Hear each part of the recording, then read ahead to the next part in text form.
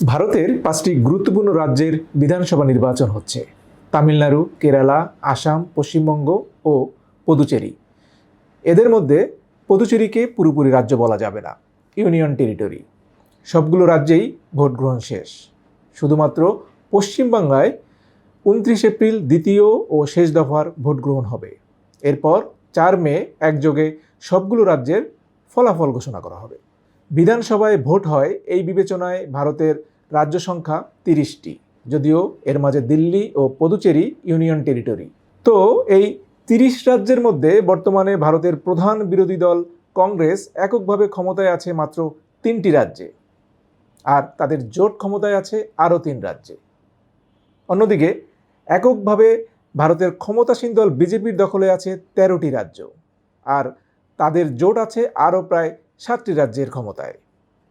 প্রশ্ন হচ্ছে, ভারতের স্বাধীনতার পর থেকে যে কংগ্রেস পার্টি দেশটিতে প্রায় ৫০ বছরেরও বেশি সময় ক্ষমতায় ছিল, তার ভবিষ্যৎ কী? এ নিয়েই আমাদের আজকের পর্যবেক্ষণ। সবাইকে স্বাগত জানাচ্ছি আমি পলাশ মাহবুব। ২০১৪ থেকে গেল ১২ বছর ধরে ভারতের শাসন ক্ষমতার বাইরে কংগ্রেস। এত লম্বা সময় দলটি কখনো ক্ষমতার বাইরে থাকেনি। ওদিকে একে একে হারিয়েছে অনেক রাজ্য। হারাতে হারাতে হাতে আছে মাত্র ৩টি। এ দফায় যে ৫ রাজ্যে নির্বাচন হচ্ছে, তার মধ্যে কোনোটিতেই ক্ষমতায় নেই কংগ্রেস। ফলে দলটির সামনে হারানোর কিছু নেই, আছে যোগ করার সুবর্ণ সুযোগ। কংগ্রেস কি পারবে? নির্বাচন হওয়া ৫ রাজ্যের ৩টিতে তারা প্রধান প্রতিদ্বন্দ্বী, আসাম, কেরালা ও পুদুচেরি। কেরালা ও আসাম এই ২ রাজ্যে গেল ১০ বছর আগে ক্ষমতায় ছিল কংগ্রেস। এবারের নির্বাচনে কংগ্রেসের সবচেয়ে ভালো সম্ভাবনা আছে যে রাজ্যে, সেটি হচ্ছে কেরালা। ধারণা করা হচ্ছে কংগ্রেস নেতৃত্বাধীন ইউনাইটেড ডেমোক্রেটিক ফ্রন্ট তথা ইউডিএফ নির্বাচনে জিততে পারে। ভারতের সবচেয়ে উন্নত ও আধুনিক রাজ্যগুলোর একটি কেরালা, আর কেরালা বরাবরই কংগ্রেসের শক্ত ঘাঁটি। এই রাজ্যে কংগ্রেসের প্রধান প্রতিদ্বন্দ্বী কিন্তু বিজেপি না, বামফ্রন্ট। কেরালার রাজনীতিতে একটি বিষয় বহু বছর ধরে প্রচলিত: ৫ বছর পর পর কংগ্রেস এবং বামেদের মধ্যে ক্ষমতার পালাবদল। যদিও ২০২১-এ এসে সেটির ব্যত্যয় ঘটে। পরপর ২বার ক্ষমতায় আসে বাম জোট। ফলে ভোট বিশ্লেষকদের ধারণা, এবার রাজ্যটিতে কংগ্রেসের সম্ভাবনা প্রবল। অন্যদিকে আসামেও ভালো সম্ভাবনা আছে কংগ্রেসের। ১০ বছর আগে বিজেপির কাছে ক্ষমতা হারানোর আগে আসামে টানা ১৫ বছর ক্ষমতায় ছিল কংগ্রেস পার্টি। মুখ্যমন্ত্রী ছিলেন তরুণ গগৈ।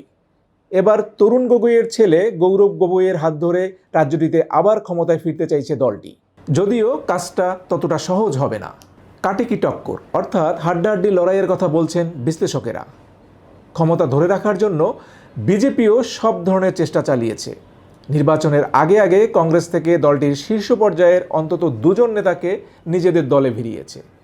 যদিও বিজেপির বর্তমান যিনি মুখ্যমন্ত্রী, যার নেতৃত্বে দলটি নির্বাচনে লড়ছে, সেই হিমন্ত বিশ্ব শর্মা নিজেও একজন সাবেক কংগ্রেসি। রাজ্যে বিজেপির জয় কিংবা পরাজয় যেটাই ঘটুক না কেন, তার পেছনের বড় কারণ হবেন এই হিমন্ত বিশ্ব শর্মা। আর কংগ্রেস জিতলে হিমন্ত বিশ্ব শর্মার ব্যক্তিগত নেতিবাচক ইমেজের বাইরে কাজ করতে পারে বিজেপির রাজ্য পরিচালনার ব্যর্থতা, মুসলিম ও অনগ্রসর জনগোষ্ঠীর ভোট এবং কিছুটা হলেও গৌরব গগৈয়ের কারিশমা তথা তার বাবার লিগেসি। বাকি ৩ রাজ্যের মধ্যে তামিলনাড়ুতে বর্তমান ক্ষমতাসীন ডিএমকে নেতৃত্বাধীন জোটের জয়ের সম্ভাবনা সবচেয়ে বেশি। দীর্ঘদিন ধরে এই জোটের জুনিয়র পার্টনার কংগ্রেস। যদিও নির্বাচনের পার্টনার হলেও ক্ষমতার পার্টনার হওয়ার সুযোগ তাদের নেই। অর্থাৎ জিতলে এককভাবে ডিএমকেই সরকার গঠন করবে। অতীতে তাই হয়েছে। অন্যদিকে পশ্চিমবঙ্গে কংগ্রেস জয়ের লড়াইয়ে নেই। সেখানে ক্ষমতার লড়াই বিজেপি এবং তৃণমূলের মধ্যে, আর কংগ্রেসের লড়াই অস্তিত্ব টিকিয়ে রাখার। গেল নির্বাচনে একটি আসনেও না জেতা কংগ্রেস রাজ্যটিতে এবার এককভাবে লড়ছে। চাইছে অন্তত কিছু আসনে জিতে রাজ্যে নিজেদের প্রাসঙ্গিক করে রাখতে। বাকি রইল পুদুচেরি। পুদুচেরিতেও কংগ্রেস ডিএমকে জোটের জয়ের সম্ভাবনা উড়িয়ে দেওয়া যাবে না। ৩০ আসনের এই রাজ্যে কংগ্রেস ১৬ এবং ডিএমকে ১৪টি আসনে একসঙ্গে লড়ছে। এখানে জিতলে হয়তো কংগ্রেস থেকেই মুখ্যমন্ত্রী হবেন কেউ। ৫ বছর আগে পদুচেরিতে ক্ষমতায় ছিল কংগ্রেস। 2025 সাল ছিল ইলেকটোরালি কংগ্রেসের জন্য চরম বিপর্যয়ের বছর। দলটি দিল্লি বিধানসভা নির্বাচনে একটি আসনেও জিততে পারেনি। অন্যদিকে বিহারের নির্বাচনে নিজেদের ইতিহাসের সবচেয়ে কম আসনে জিতেছে। এবারের এই 5টি রাজ্যের নির্বাচন তাই কংগ্রেসের অস্তিত্ব এবং বিজেপির বিরুদ্ধে লড়াই টিকে থাকার জন্য অত্যন্ত গুরুত্বপূর্ণ। কংগ্রেস যদি ভালো করতে পারে তাহলে তার প্রভাব সামনের নির্বাচনগুলোতে পড়বে, এমনকি সেটা বজায় থাকবে 2029-এর জাতীয় নির্বাচন পর্যন্ত। পাশাপাশি আঞ্চলিক মিত্র দলগুলোর কাছেও একটি শক্ত বার্তা দিতে পারবে তারা, যাদের কাছে কংগ্রেস ইতিমধ্যেই অনেকটা কোণঠাসা হয়ে পড়েছে।